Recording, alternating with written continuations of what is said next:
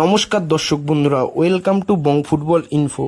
তো বন্ধুরা, ইস্টবেঙ্গলের সাথে একটা নতুন বিদেশি প্লেয়ারের লিঙ্ক আপ শোনা যাচ্ছে। তো এই প্লেয়ারটা আসলে ইস্টবেঙ্গলে কেমন হতে পারে সেটা নিয়ে আমরা এই ভিডিওতে আলোচনা করব। তাই তোমাদের কাছে রিকোয়েস্ট করছি ভিডিওটা স্কিপ না করে পুরোটা দেখার। আর হ্যাঁ, এরকম টাইপের অ্যানালাইসিস পাওয়ার জন্য প্লিজ আমাদের চ্যানেলটা সাবস্ক্রাইব করে বেল আইকনটা প্রেস করে দিও। তো চলো এবার ভিডিওটা শুরু করা যাক। তো বন্ধুরা, ইস্টবেঙ্গলের সাথে যে বিদেশি প্লেয়ারটার লিঙ্ক আপ শোনা যাচ্ছে তার নাম হচ্ছে অ্যান্ড্রিউ ফন্টাস। অ্যান্ড্রিউ ফন্টাস একজন স্প্যানিশ প্লেয়ার এবং এই প্লেয়ারটা স্পেনের হয়ে বিভিন্ন বয়সভিত্তিক দলে খেলেছে, যেমন আন্ডার 17, আন্ডার 19 ও আন্ডার 21। এছাড়া এই প্লেয়ারটা একজন লামাসিয়ান প্রোডাক্ট। এই প্লেয়ারটার বার্সেলোনার হয়ে খেলারও অভিজ্ঞতা রয়েছে, বার্সেলোনার হয়ে 16টা ম্যাচ খেলেছে। এছাড়াও আরেকটা আকর্ষণীয় বিষয় হচ্ছে এই প্লেয়ারটার কিন্তু অনেক লা লিগা ম্যাচ খেলার অভিজ্ঞতা রয়েছে। এই প্লেয়ারটা লা লিগায় 121টা ম্যাচ খেলেছে সেল্টা ভিগোর হয়ে। এছাড়াও এই প্লেয়ারটা ইউএফা চ্যাম্পিয়ন্স লিগ খেলেছে, ইউএফা ইউরোপা লিগ খেলেছে। এছাড়াও কোপা ডেল রিওতেও খেলার অভিজ্ঞতা রয়েছে এই প্লেয়ারটার।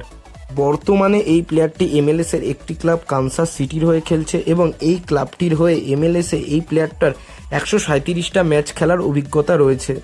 এবার বন্ধুরা, আমাদের দেশে বা ইউরোপিয়ান দেশগুলোতে ফুটবল লিগ শুরু হয় একটা বছরের মাঝখান থেকে এবং সেটা শেষ হয় পরবর্তী বছরে গিয়ে।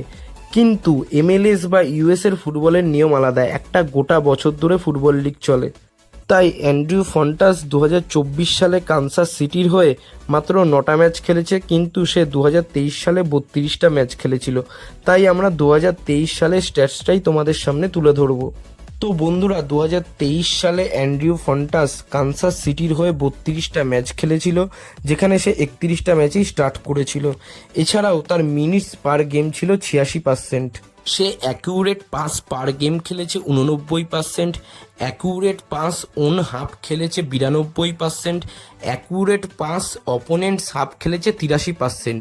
তার মানে তার পাসিং এবিলিটি দেখলে বোঝা যাবে সে একজন অসাধারণ ভালো পাসার।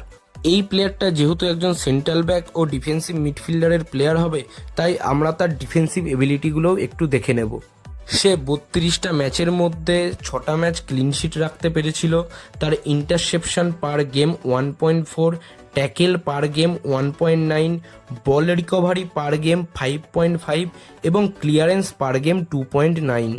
সুতরাং ডিফেন্সিভ এবিলিটিও কিন্তু এই প্লেয়ারটার যথেষ্ট ভালো।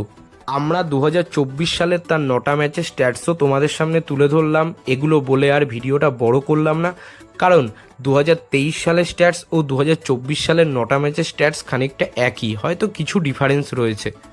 আমরা যদি এই প্লেয়ারটার দুটো সিজনের হিট ম্যাপ দেখি, তাহলে একটা জিনিস লক্ষ্য করব, এই প্লেয়ারটা কিন্তু একটু বাঁদিক ঘেঁষা প্লেয়ার, আর বাঁদিকের পুরো জায়গাটা সে কিন্তু পুরো লাল করে দিয়েছে।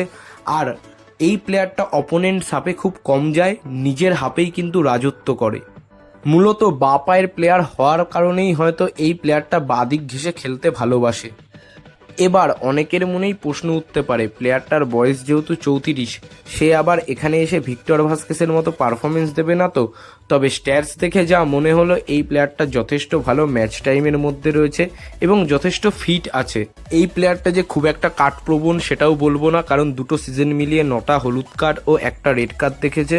তাই এই প্লেয়ারটাকে যদি ইস্টবেঙ্গল সত্যি সত্যি সাইন করাতে পারে এবং ইন্ডিয়ান পরিবেশের সাথে মিলেমিশে গিয়ে যদি ইস্টবেঙ্গলে উইদাউট ইনজুরি ছাড়া পারফরমেন্স দিতে পারে, আমার মতে একটা দুর্দান্ত সাইনিং হতে চলেছে।